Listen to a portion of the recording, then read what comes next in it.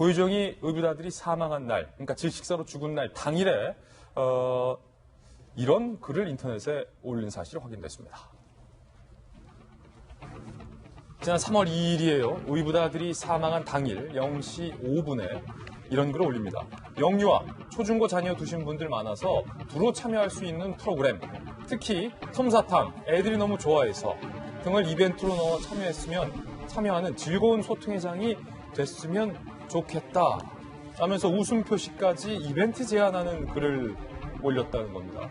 허나 소장님, 네. 이게 아이들과 함께 사는 것을 계속 미뤄왔다는 고유정이 올린 글인데 공교롭게도 또 의붓아들이 사망한 날 올린 글이에요. 너무나 기가 막혀가지고 진짜 말문을 열 수가 없는 부분인 것 같아요.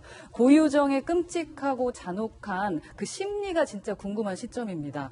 의붓아들이 죽은 날 소통한 그 인터넷 커뮤니티의 답글인데요. 입주한 1주년 그 행사를 하기로 한 겁니다. 그래서 그 온라인 커뮤니티에서 아이디어를 좀 내달라라는 공모를 했어요. 문화행사라던가 흡연, 층간소음 관련한 표어를 공모하겠다라고 했는데 거기에 고유정이 댓글을 단 거예요. 3월 2일 5분에 댓글을 달았는데 아파트의 영유아, 저기 보시는 것처럼 저러한 이야기의 글을 남긴 겁니다. 그러면서도 이벤트식에 뭔가 소통이 될 수 있으려면 솜사탕, 뭐 이런 이벤트를 하는 게 좋겠다. 우리 아이들도 너무 좋아한다.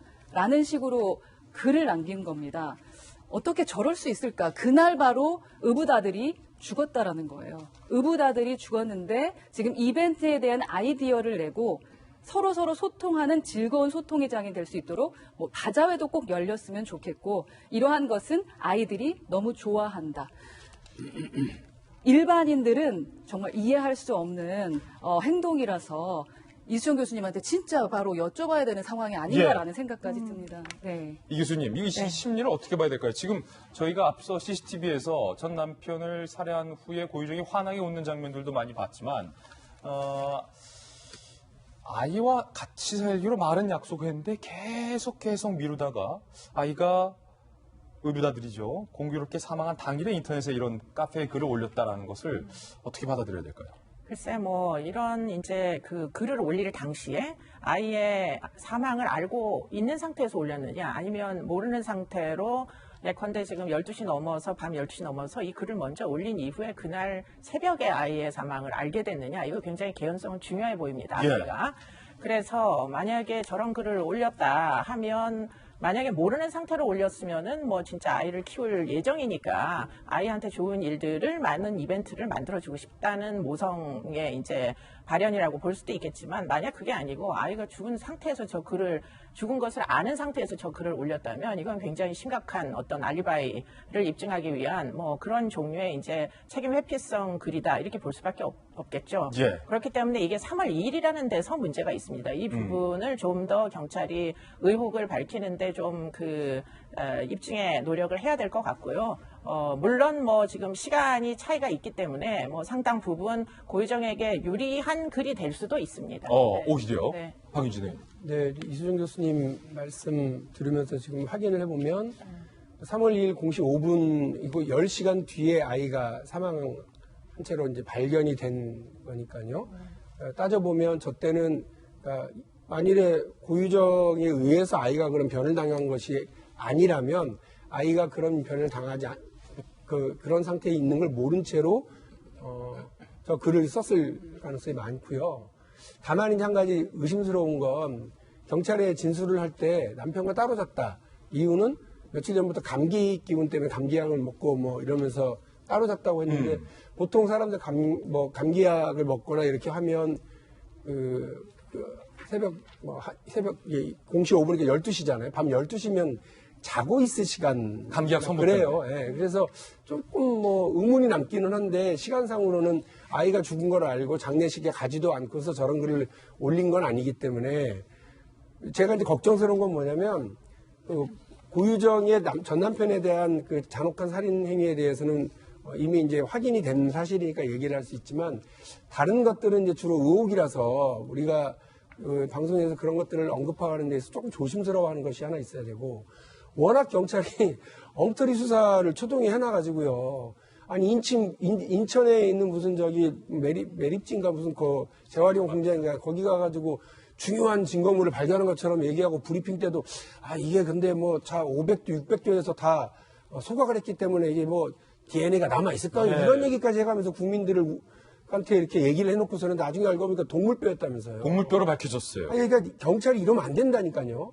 경찰이 이러면 사건의 혼선, 자신들의 그 뒤늦은 어떤 그 수사 착수 이런 문제를 덮기 위해서 그랬는지 모르겠지만 경찰 수사 진짜 엉터리구나. 이거 뭐 수사권 관련해서 조정할 수 있겠나 이런 얘기가 막 나가니까 저는 자꾸 이렇게 경찰이 엉뚱한 얘기를 하거나 자신들의 잘못을 덮거나 만회하기 위해서 자꾸 잘못된 정보들이 밖으로 나가면서 국민들도 혼란하고 그리고 그 불필요한 오해나 이런 것들까지 만들어낼 가능성이 있어서 좀 조심스럽게 이 문제를 좀 다루고 봤으면 좋겠다 하는 생각입니다. 예, 이번에는 교수님. 이 사건과 연관해가지고 좀 이제 뭐 물론 언론의 과잉 이제 어떤 반응이 있을 수 있습니다. 하도 이제 끔찍한 범죄를 저질렀으니까 그 의붓자식의 죽음도 아마 연관성이 있는 거 아닌가 하는 의심이 드는 대목을 이제 강조해서 계속 얘기를 하는 그런 이제 입장인데요. 그런 이유는 아마도 수사를 좀 제발 제대로 해라 이런 이제 제발 제대로 좀. 네, 국민의 이제 어떤 뭐 입장인 거고 맞습니다. 요구가 있는 거고 그리고는 아이가 6살짜리 만 4살짜리예요.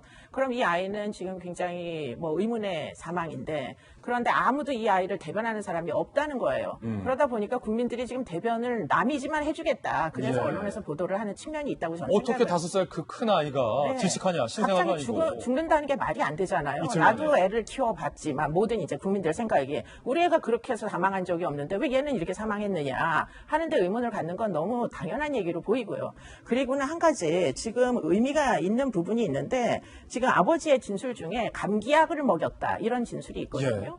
애가 감기가 심하게 들지 않았는데 감기약을 먹고 재웠다라는 거예요. 그런데 감기약을 먹고 만약에 밤에 코와 입에서 출혈이 있을 정도로 뭔가 심장이 멎는 호흡이 정지되는 이런 이제 상황이면 한 가지 개연성은 그 감기약 성분을 결국은 추적을 해야 된다 이렇게 볼 수밖에 없기 때문에 과연 사망에 이를 정도로 약물의 효과가 그 정도로 멀쩡한 아이를 영향을 줄 수가 있는 건지 이 부분도 사실은 입증이 필요합니다. 그렇기 때문에 지금 의붓자식을 죽였다 이런 얘기가 아니라 의문의 죽음이 있으니 이것을 제대로 좀 설명을 해달라는 요구로 받아들여야지 이거를 국민들의 과도한 센세이셔널리즘이다 언론의 문제다 이런 식으로 부각시키는 건 전 별로 타당한 입장은 아닌 것 같습니다. 예, 이번에는 전 남편과 관련된 계속된 의혹들에 대해서 좀 전해드리겠습니다.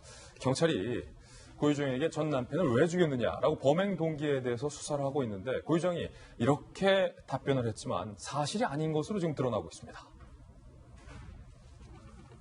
언제든지 아이를 만날 수 있는 상황에도 전 남편이 자꾸 법으로만 해결하려 해서 기분이 나빴다. 내가 무시당하고 있다는 생각에 극심한 스트레스를 받았다. 양육비도 그냥 몇 번 냈을 뿐 내가 달라고 요구도 안 했다. 라고 얘기를 했습니다. 그런데 이에 대해서 유가족 측은 전혀 거짓말이다. 라고 이야기하고 있습니다. 아이 면접, 고유정이 가진 핑계를 대며 응하지 않았고 양육비는 일시불로 보내기도 하는 등 성실하게 보냈다라고 답변을 한 거예요. 그리고 고유정의 이야기 또 들어보시죠. 해외 유학 생활비는 물론 육아까지 도맡았음에도 날 무시했다. 결혼 당시 내 돈 일부 4,500만 원을 투자해서 장만한 집을 시아버지 명의로 등기로 이전하기도 했다라고 주장을 합니다. 이에 대해서 유가족 측은요. 국비 장학금 받았다. 그리고 유학 간 거다. 신혼주택 자금은 이혼 후 고유정이 다 찾아갔다. 라고 항변을 하고 있는 상황입니다. 이 전 남편의 동생, 남동생의 이야기도 저희들이 만나서 한번 들어봤습니다. 저희들이 만난 살해당한 남편의 동생 이야기 직접 들어보시죠. 근데 형님은 버리질 못해요. 언제 올지 모른다고 창고에 넣지도 못하게 해요. 애들은 금방금방 크잖아요. 애기 때 옷이 맞겠습니까? 근데 애를 너무 보고 싶으니까 애 냄새라도 맡고 싶은 거예요. 그래서 그것도 하나도 버린 게 없어요. 동화책도 읽어주겠다고 책을 구매해놨는데 한 번도 읽어주지 못했죠. 내일이라도 올 수 있다고, 모레라도 올 수 있다고.